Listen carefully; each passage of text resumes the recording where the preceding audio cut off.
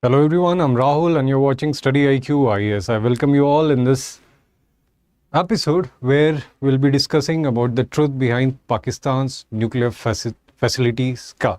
As you all would be aware, there were certain reports which were saying that there has been India has hit the nuclear base of Pakistan, to which IAEA, the body, has declared that no radiation or leak has been found in any nuclear facility in Pakistan.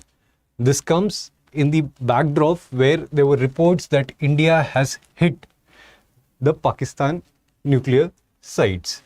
Now, this was in response to the reports which were coming out after the Operation Sindhur, where there were reports that the India has struck the Pakistani sites which are known for the holding this nuclear weapons or the nuclear facilities where there were work going on around that.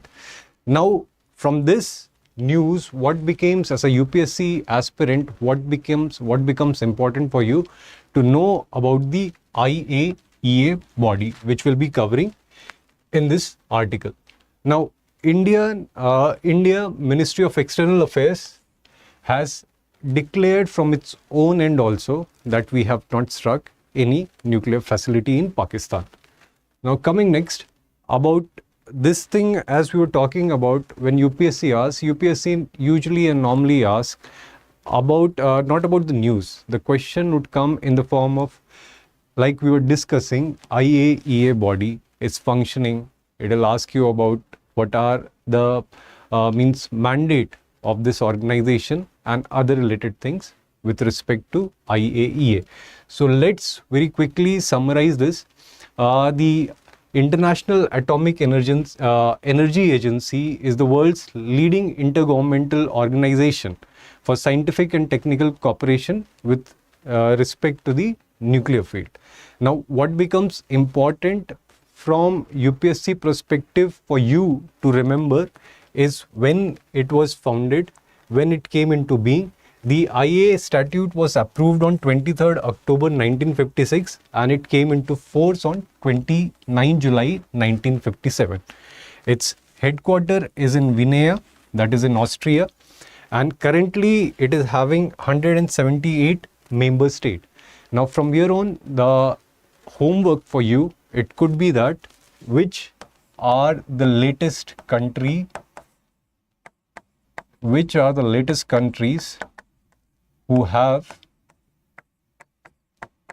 joined IAEA. Now, this information is available very easily on internet. For your homework, just do this. Now, next, coming to the point that it is an autonomous organization within United Nations system, and it reports both to the United Nations General Assembly and also to the United Nations Security Council.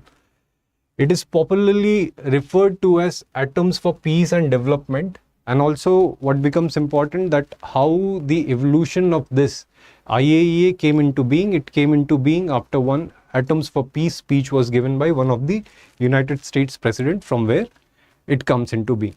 The primary goal is to ensure that the nuclear energy is not diverted for weapon purposes.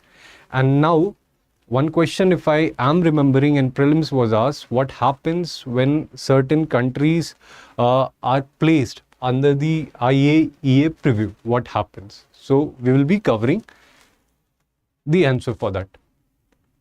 Now, the General Conference, composed of member states, meets annually, approves budgets and sets general policy directions.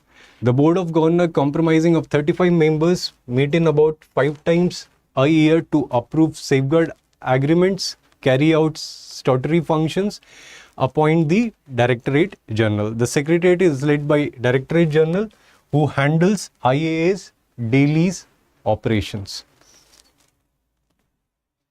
Now, this becomes the core function of IAEA, nuclear safeguard, as we discussed, emergency responses, enhancing capacity for nuclear and radiological emergency. For example, if somewhere there is leakage of radiation or there is any mishappening which happens due to nuclear related thing, the IAEA becomes active. And then the next point is scientific cooperation, facilitates technical exchange among member states. Now next come the institutional structure of IAEA. The treaty on the NPT, what is non-proliferation of nuclear weapon, was opened for signatures in 1968, entered into force on 5th March 1970, and it is centerpiece of global effort to prevent the spread of nuclear weapons, to promote cooperation for peaceful uses of nuclear energy and further the goal of nuclear disarmament and in general complete disarmament.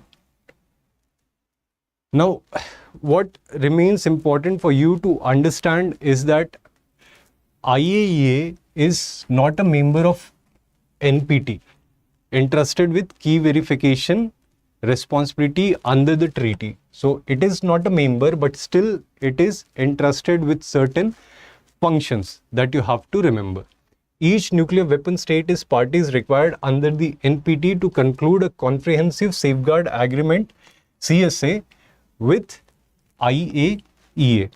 Recognition. Now for its activity, IAEA has received Nobel Peace Prize in 2005. So this point can also make a question for your prelims, that whether or if IAEA has ever been given Nobel Prize. So the answer for that would be yes. And if you can remember the year, the year is 2005. Now UPSC often plays with year, so it could be that they might change the year to some other years that you have to keep in mind. Now next comes with respect to India, that you need to remember various frameworks which are there, of which India is participant or India is signatory to which of these. So few you have to remember: the treaty framework, the objectives, and India's membership status. And given that now how the questions are being asked, it is not just enough to know the India's membership status, but also to know what is the status of China and Pakistan in it. So for India, we are giving it. For Pakistan and China is a homework for you, which you can mention me in the comment boxes. So the thing that we discuss, the treaty on the non-proliferation of nuclear weapons, that is NPT, its objective is to prevent the spread of nuclear weapons. India is not a signatory to this. Now the next one is CTBT, Comprehensive Test Ban Treaty, which bans all nuclear explosions. Not signed, but India supports the moratorium for this. Now Nuclear Supplier Group, control nuclear export and technology export, to which India is not a member. And now IAEA safeguards. So certain civilian facilities are under it, and the mandate or the objectives for which we discussed already in this video. Now coming back to this news that we have seen. Now a good thing that happened was that no nuclear facility was attacked. Now the point here to remember is that with respect to India, India holds the policy of no first use. India holds the policy of no first use. That is, unless and until anybody attacks on us, we are not going to use nuclear warheads. However, when it comes to Pakistan, Pakistan has always shown ambiguity, because as you must be reading in the newspapers and reports, that Pakistan always uses this threat of nuclear weapon with India. Now here comes the first thing for you to ponder, especially from mains perspective: how much effective is the India's doctrine of no first use in the context of Pakistan, which holds ambiguity over the nuclear usage and also time and again keeps on threatening us. Now the next thing comes about the nuclear weapons or nuclear warheads in general. Now, the countries which possess nuclear warheads, they often mandate that the other countries should not be having nuclear warheads. Now, it's a problematic statement because nuclear warheads, the countries that are keeping it, which have. Now, among them, there is deterrence. For example, USA versus Russia. So there this deterrence arguments comes into picture. But what about countries who are not possessing it? What happens then? Luckily, India is having nuclear weapons. Otherwise, what could have happened? We would have been subjugated. So this makes the second point. And lastly, the third point, nuclear energy has to be used in a peaceful manner for energy generation. The disarmament thing which have been in discussion for a very long time, somebody has to come into the picture and see that if there happens disarmament, it has to happen for each and every country. It could not be that certain countries are having nuclear warheads. They can press that nuclear weapon anytime. On the other hand, there are certain countries which are being forced not to acquire it. That becomes the first factor. And the second factor which we have to deal, a country like Pakistan, they cannot have the nuclear weapon of their own, which I mean that by doing their own research, by doing their own development in the nuclear field, it's very tougher for a nation like Pakistan to have nuclear weapon. So what it means, they were supplied these nuclear weapons from some other country. Now in geopolitics, it becomes very important that there would be times when other countries would be using certain country like Pakistan as a proxy state. So the nuclear warhead which Pakistan is having, that remains a problem. But it could be that some third country, for example, in our current scenario, one factor which everyone has missed, like how China has played the proxy game. So that also becomes important. Given that we have given the mandate that we are going to talk only on Kashmir, talk and terror will not go together. But this nuclear thing where somebody might be using a rogue state like Pakistan as a proxy, that should not happen.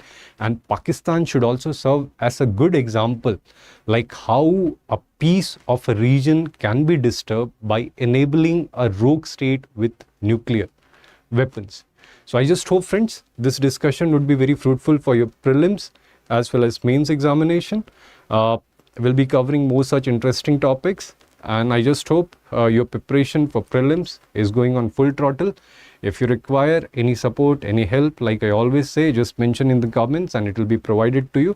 I'll meet you again. I'll see you again. Till then, take care. Bye-bye.